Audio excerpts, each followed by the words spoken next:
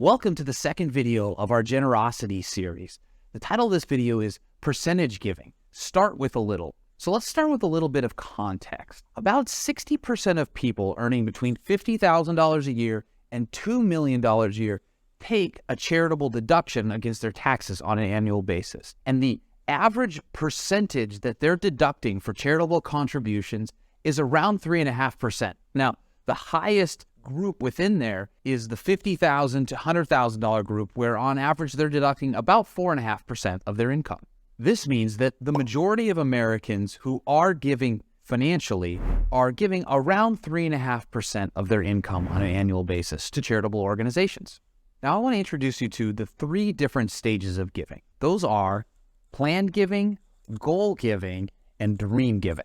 Now, in all of these stages of giving, I like to consider them a percentage giving, where we're giving a percentage of our income. So when we start off with planned giving, we determine what is that percentage that we want to be. And one thing I may suggest is, well, let's start with average. So if average is 3.5%, let's figure out what has our income been over the last year, divide that up monthly, and then plan on giving 3.5% of that number. So if that number was $1,000 a month, we would plan on giving $35 a month.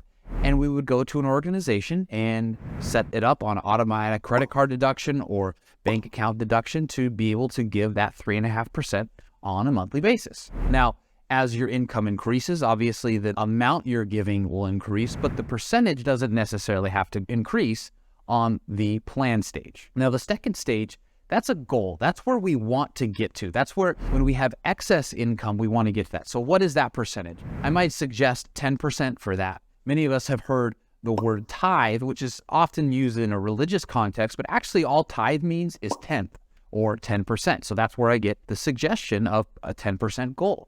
And the way that we do this is we're already giving our planned giving, and then when our income each month is above and beyond what we were expecting to give, we may allocate a certain percentage of that excess income and give that until we get to our full goal. So an example might be if we were making $1,000 a month and all of a sudden we had another $1,000, we may say we're going to give 25% of any of the excess. So we would take 25% of that extra $1,000, which is $250, and we would add that to our regular 3.5%, which was the $35, and we would come up with $285 a month that we would give, which now actually got us over that 10%. So figure out your plan and then figure out your goal, where you're trying to get to.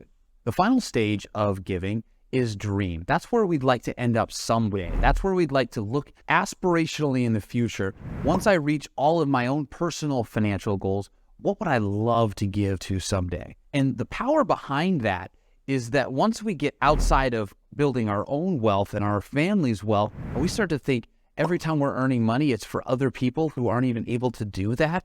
And we're giving to those types of organizations and those people. That can be a really inspirational type of giving that we get to aspire to or dream about someday. The final piece of this that I'd like to mention is that, again, it doesn't have to be complicated. So I would encourage, wherever you're at in your journey, is to start today. Pick an organization, figure out where you're going to give to, and hit that first initial planned giving and get that going. And once you do that, you'll start to get more creative. You'll start to have vision for the future and what this really can turn into and how generosity can expand over time.